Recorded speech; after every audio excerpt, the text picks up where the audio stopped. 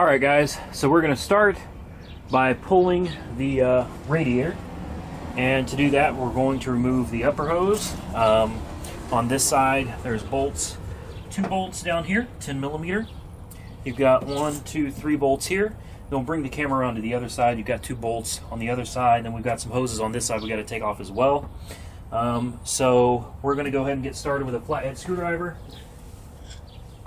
and a 10mm with an extension is usually a pretty good idea.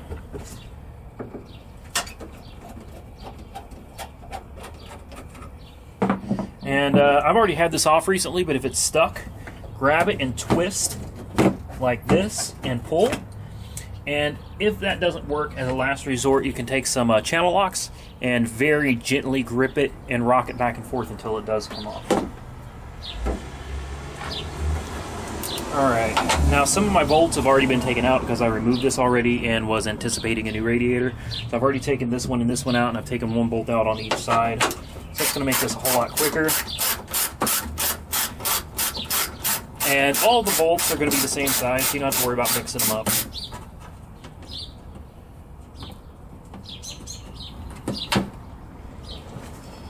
Just try not to lose them.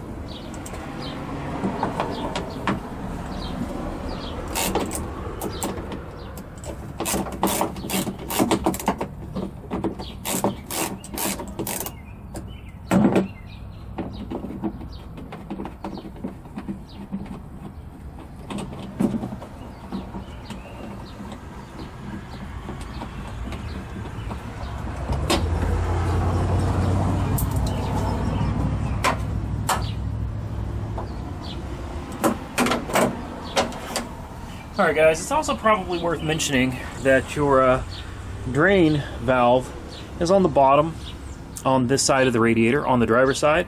The actual screw that takes it out is at the very bottom on the driver's side of the radiator. So probably should have mentioned that earlier, because you're going to want to drain this before you tear into it too much, which I already have. I'm going to move over here. Hopefully you can see over here as well.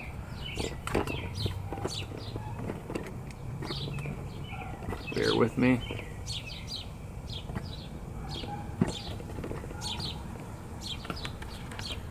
Zoom in just a little bit. Hopefully you can see what we're doing just a little bit better here.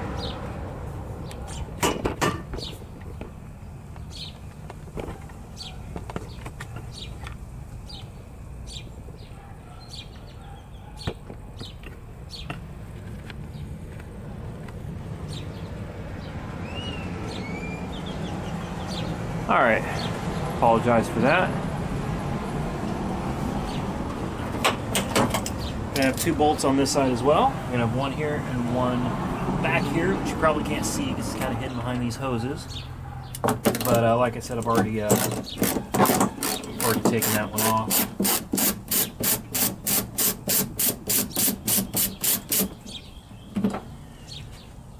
Alright, and from here, this top half comes right off. Just toss it out of your way.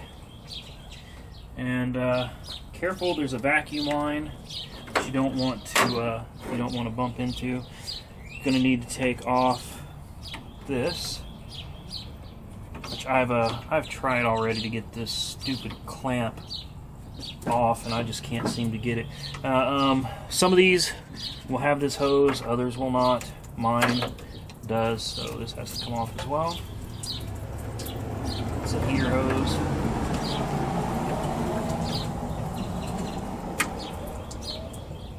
Make sure you don't lose your clamp. You're gonna be in trouble when you go to put this thing back together. All right, and that leaves you with your bottom hose, which is way down here at the bottom.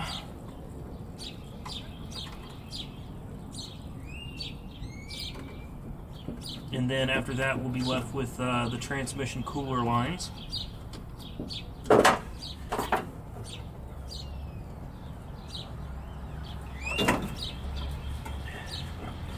And you do the same thing on this hose. You grip hold of it. This one's a little bit harder to get to because it's just at an awkward position. But make sure you move your clamp out of the way so you don't lose it. And then just twist and wiggle until the sucker comes off. And yeah, be prepared to lose a little coolant. In my case, there's nothing but water in this thing. So. Alright, next we're going to need a, I believe it's a 14mm wrench to get the 14mm or 9/16. Get the transmission cooler lines off. And I'm wrong, it is not a 14. So it's going to be a 13.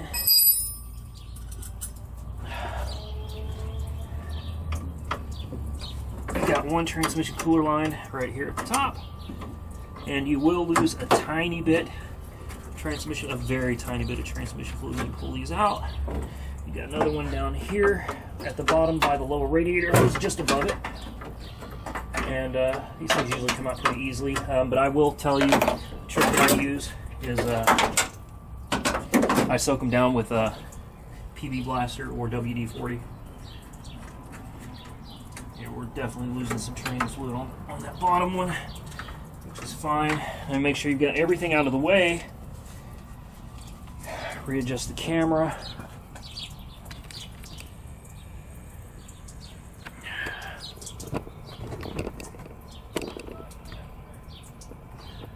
Alright, here we go.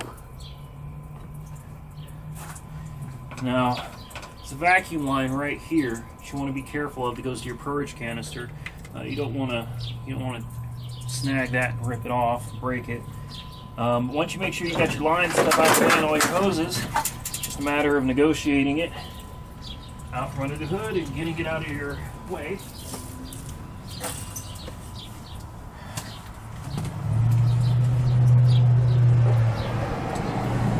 And I think one of the best parts of these videos that I'm going to be doing is I'll put a link to the parts. Because guys, I get these parts at a ridiculous price. I get them on eBay, and some of you may not like that idea, but I've been buying these parts from eBay for a long time. This radiator at AutoZone is $119.99 before tax, and I got this on eBay. It's a brand that I've used many times. I've had no issues with them, and it's called a Sunbeam. And on this one, you got to pull this cap off because, like I said, some of these didn't come with it. So there's a cap up here. Make sure you got this thing fully prepped. But I have a link in the description for all of these parts that we're going to be putting onto this truck, so that if you're interested, you can get them. Make sure your drain cock is nice and closed and tight. Make sure it's got one before you go to put this thing in. It's a matter of lining up. It's pretty simple. There's mounts, little rubber mounts for it to slide into. So make sure it's nice and centered on those mounts. Get the transmission fluid off your hands. Make sure the camera's still lined up pretty good. And the first thing you want to do is the very bottom. This is the hardest thing to get to, is your lower radiator hose. So let's go ahead and slide that sucker on there and bring the clamp around. It's a very easy radiator to change, guys. I feel very comfortable telling you, even if you haven't worked on a car before, this is something you can do. I mean, seriously, no worries. Just take your time. Be patient. If you're in a rush or something, you probably don't want to do it. Then let somebody else do it. But as long as you got some patience and some common sense and a few tools, you don't even really need a tool set to do this.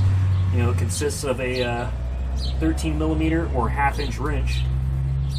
You can even do it with vice grips or pliers. I don't recommend it, but a flathead screwdriver and a 10mm socket. That's the extent of tools you're going to need to do this job. Don't over torque your clamps. It can damage the hoses, it can damage the radiator, it can even break the clamps. So just get them nice and fairly tight so they don't come off. Next, we're going to put on that bottom transmission line. And be very, very careful, guys, when you're putting this in here. Be exceptionally careful that you don't cross-thread those lines. If it doesn't, it should screw in pretty easily for the most part. If you figure out that there's some resistance from the beginning of trying to screw it in, then you probably got things a little bit sideways. and you're going to want to try again. See, this one is almost all the way in, and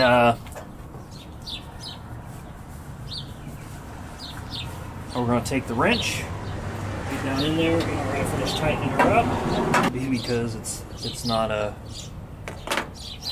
actually in there yet. Of course, we'd have to have one on a video, which turns out to be a pain in the neck. Just the way it goes.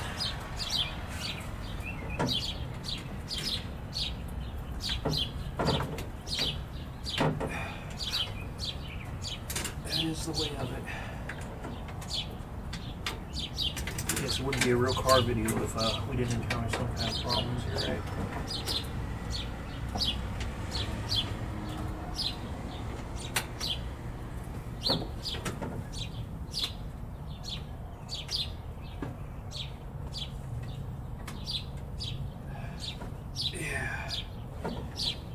Help if there wasn't so much transmission fluid all over the place.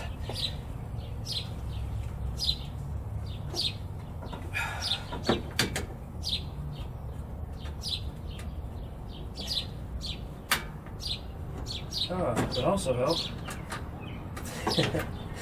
Alright, so little piece of advice here. This particular radiator comes with adapters for bigger transmission lines. So I guess that's something to note right off the bat. That is the first time I've run into this issue. There are, looks like some kind of brass, brass adapters on here that made it seem like they were screwing in, but they weren't. I should have known better than that. But you know what, I'm not going to edit it out because everybody makes mistakes, and maybe that's a mistake I just help you avoid.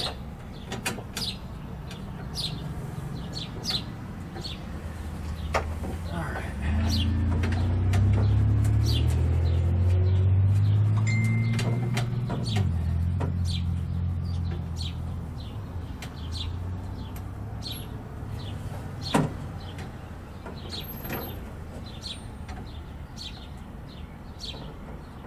There we go.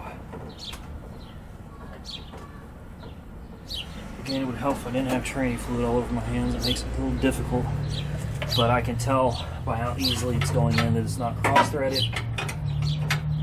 Just my hands are slipping. Go ahead and tighten it down.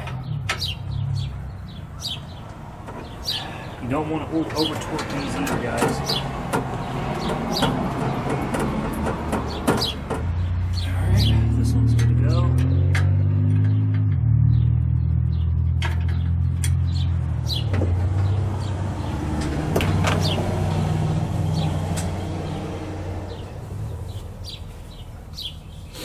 Alright, next we're going to put on the heater hose and the clamp.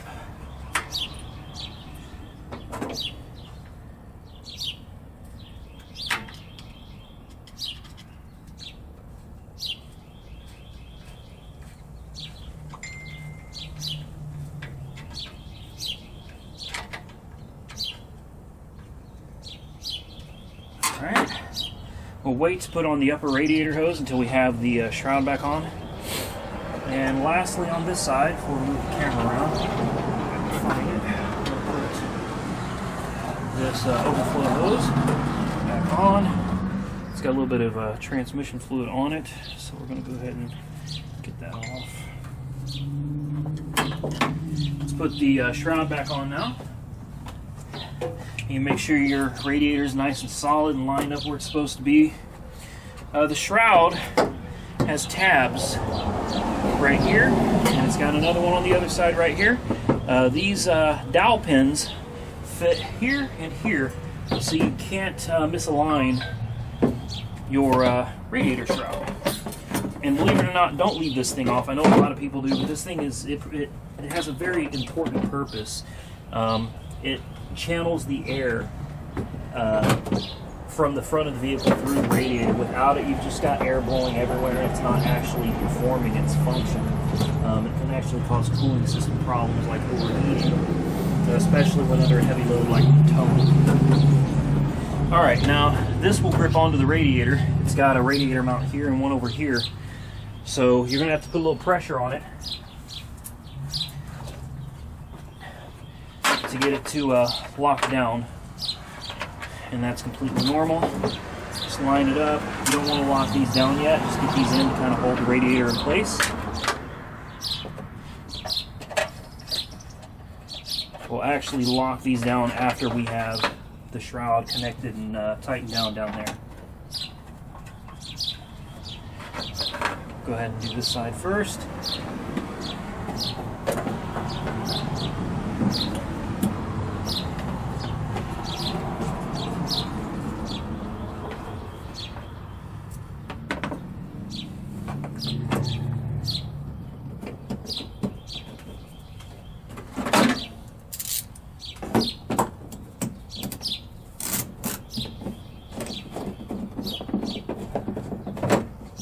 Make sure that dowel pin is in there so you don't get anything misaligned.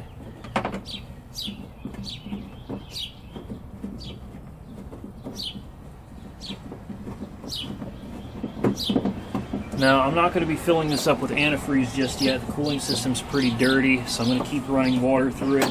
You don't want to leave water in your cooling system for an extended period of time because it will damage the aluminum components.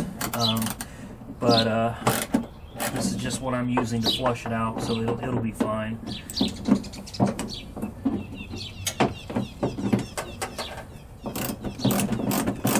And besides, I kind of got burned on this truck anyway, so there's a good possibility this truck will be worth nothing more than some good videos on how to replace parts and diagnose trouble. Alright, we're going to move the camera over to the other side now.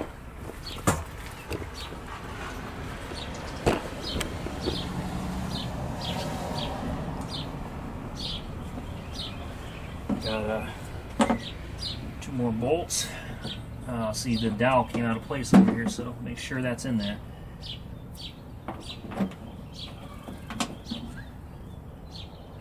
The other one, be careful with this vacuum line.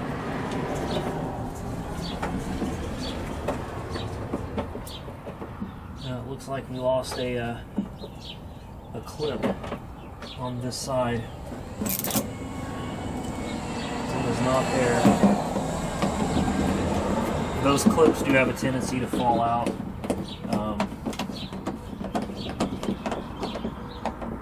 I know it was there days ago when I took the radiator out, but to be honest with you, I've driven this thing since then, and started it and moved it, and that clip is gone. It's nowhere around here. Do everything I can to locate it. I don't like not putting everything back the way it came, but in this particular instance, that's what's going to happen. I'm not going to waste a whole lot of time, especially your guys' time looking for a pin. So now that you got that on, you can pull this shroud back. I'm going to start locking these down.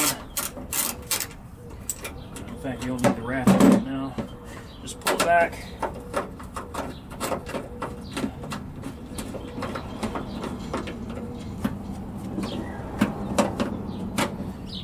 Lock it down and tight.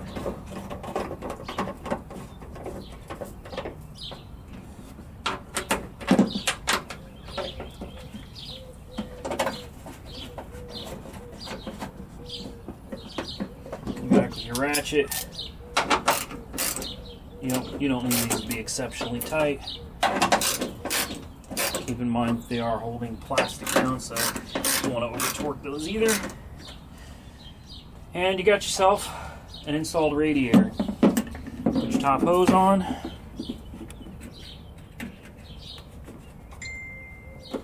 Make sure your clamp is good and tight.